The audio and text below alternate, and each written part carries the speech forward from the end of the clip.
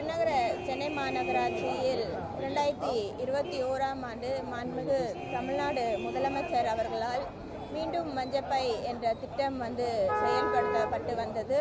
அதைத் தொடர்ந்து சென்னை மாநகராட்சியும் சுற்றுச்சூழலும் இணைந்து இன்றைக்கு சென்னை மாநகராட்சிக்கு உட்பட்ட பகுதிகளில் பிளாஸ்டிக்கை தவிர்க்குமாறு விழிப்புணர்வை தொடர்ந்து ஏற்படுத்தி வருகிறோம். சென்னை மாநகராட்சிக்கு உட்பட்ட மார்க்கெட் பகுதிகளில் இந்த மீண்டும் மஞ்சப்பை என்ற வெண்டிங் மிஷினை நம்ம வைத்திருக்கிறோம்.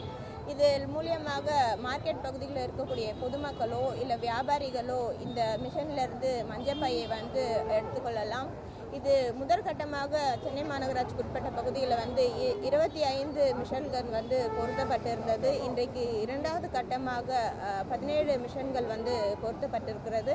அதன் துவக்கமாக இன்றைக்கு அண்ணா நகர் பகுதிக்குட்பட்டு இத்திட்டம் துவங்கப்பட்டு திட்டத்தில் மாண்புமிகு மரியாதைக்குரிய ஆளுங்கட்சி தலைவர் அண்ணன் ராமலிங்கம் அவர்களும் நிலைக்குழு தலைவர் பணிகள் அன்பிற்கினிய சிற்றரசு அண்ணா அவர்களும் மரியாதைக்குரிய அண்ணன் அன்பிற்கினிய சட்டமன்ற உறுப்பினர் அண்ணன் மோகன் அவர்களும் இப்பகுதியின் மண்டல குழு தலைவர் அண்ணன் கூபி ஜெயின் அவர்களும் மரியாதைக்குரிய ஆர்டிசி சார் பிரவீன் சார் அவர்களும் நிலைக்குழு தலைவர் சுகாதாரம் சகோதரி சாந்தகுமாரி அவர்களும் இத்திட்டத்தினை இங்கு துவங்கி வைத்திருந்தோம். தொடர்ந்து MMDA இது மார்க்கெட் பகுதியாக இருப்பதால் தொடர்ந்து ஒவ்வொரு கடைகளின் ரீதியாக பிளாஸ்டிக் கவர்களை தவிர்க்குமாறு அறிவுறுத்தியிருக்கிறோம். அதன் தொடர்ச்சியாக மாநகராட்சி சார்பாக மஞ்சப்பைகள் வழங்கப்படும் என்று கோரிக்கை வைத்திருக்கிறோம். கடந்த நிதிநிலை அறிக்கையில் பெருநகர சென்னை மாநகராட்சி சார்பாக 50,000 மஞ்சப்பைகள் வழங்கப்படும் என்று தெரிவித்தவாறு கடந்த 6 மாதத்துக்கு முன் அம்பத்தூருக்கு உட்பட்ட மார்க்கெட் பகுதிகளில் 30,000 மஞ்சப்பைகள் வழங்கப்பட்டிருந்தது. தொடர்ந்து பொதுமக்களிடையே பிளாஸ்டிக் நெகிழியை தவிர்க்குமாறு அறிவுறுத்தி வருகிறோம். மஞ்சப்பையை பயன்படுத்துமாறு கேட்டுக்கொள்கிறோம். சென்னையில் நிறைய இடங்கள் மழைநீர் வடிகால் பணி எல்லாம் போயிட்டு இருக்கு. அதில் நீங்கள் சுத்தப்படுத்தும் போது நிறைய அந்த பிளாஸ்டிக் பைகள் தான் இருக்குது. இந்த அளவுக்கு இப்போ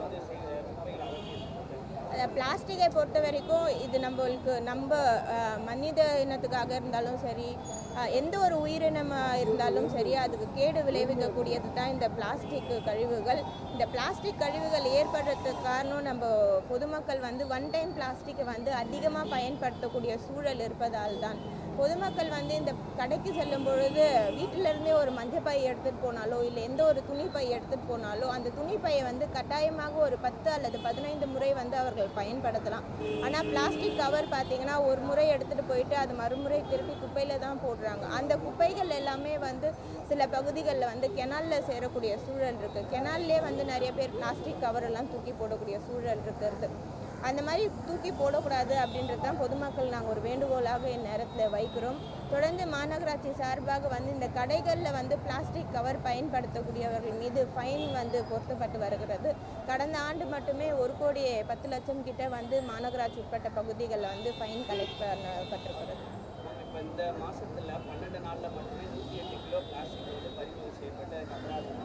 இப்போ நிறைய இடங்கள்ல அந்த விலங்குகள், மாடு, இந்த மாதிரி விலங்குகள்லாம் பிளாஸ்டிக் பொருள்களை நிறைய சாப்பிட்டு பாதிப்பெல்லாம் அதான் மாநகராட்சி சார்பாக ஒவ்வொரு கடைகளிலுமே பிளாஸ்டிக் கவர் கொடுக்கக்கூடாது அப்படின்றத அறிவுறுத்துகிறோம். அதை மீறி கடையில் இந்த பிளாஸ்டிக் கழிவுகள் கவர்களை பயன்படுத்துகிறாங்க அப்படின்னா நம்ம ஃபைன் போடுறோம். பொதுமக்களுமே கடைக்கு செல்லும் பொழுது ஏதோ பொருள் வாங்கும் பொழுது பிளாஸ்டிக் பை கொடுத்தாங்கன்னா இது ஒவ்வொரு தனி நபரோட முன்னெடுப்பாக இருக்கணும். அடுத்த தலைமுறையினருக்கு நம்ம வரக்கூடிய குழந்தைங்களுக்கு நல்ல ஒரு சமூகத்தை நம்ம அமைக்க வேண்டியது நம்மளுக்கு கட்டாயமாக இருக்கிறது. அப்படி இருக்கும் பொழுது ஒவ்வொரு பொதுமக்களுமே அதை மனதில் வைத்துக்கொண்டு பிளாஸ்டிக் பயன்படுத்துவதை முற்றிலுமாக தவிர்க்கவும். இந்த பிளாஸ்டிக் மாற்றம் மஞ்சப்பை திட்டம் கொண்டு வரோம். இன்னொரு பக்கம் இருந்தாலும் பிளாஸ்டிக் பயன்பாடு இருக்குது. அதுக்கு பதில் இந்த பயோ பிளாஸ்டிக்ன்றத மக்காத அளவுக்கு பயோ பிளாஸ்டிக் இந்த அளவுக்கு சில பிளாஸ்டிக் வகைகளில் பார்த்தீங்கன்னா பயோடிகிரேடபிள் பிளாஸ்டிக் அப்படின்னு இருக்குது. மறுசுழற்சி செய்யக்கூடிய பிளாஸ்டிக்கள் இருக்குது. அது ஒரு சில கண்டிஷன்ஸோடு அலோவ் பண்ணுறாங்க. அந்த பிளாஸ்டிக் நம்மளுக்கு கேடு விளைவிக்காது. ஆனால் சிங்கிள் யூசேஜ் பிளாஸ்டிக் அப்படின்ட்டு இருக்குது. அந்த சிங்கிள் யூசேஜ் பிளாஸ்டிக் தான் நம்மளுக்கு முற்றிலுமாக கேடு விளைவிக்கக்கூடிய பிளாஸ்டிக். அந்த பிளாஸ்டிக்கை தான் முற்றிலுமாக தவிர்க்குமாறு கேட்டுக்கொள்கிறோம். இந்த சென்னை மாநகராட்சியில் தமிழில் பெயர் பலகை இல்லாத கடைகளுக்கு நோட்டீஸ் வழங்குறத கண்டிப்பாக நம்ம தமிழ்நாட்டில் இருக்கிறோம். தமிழ் நம்முடைய தாய்மொழியாக இருக்கிறது. நேற்று மாநகராட்சி சார்பாக அறிவிப்பும் வழங்கப்பட்டிருக்கிறது. அனைத்து கடைகளிலுமே தமிழ் பெயர் பலகை இருக்க வேண்டியது கட்டாயமாக இருக்கிறது.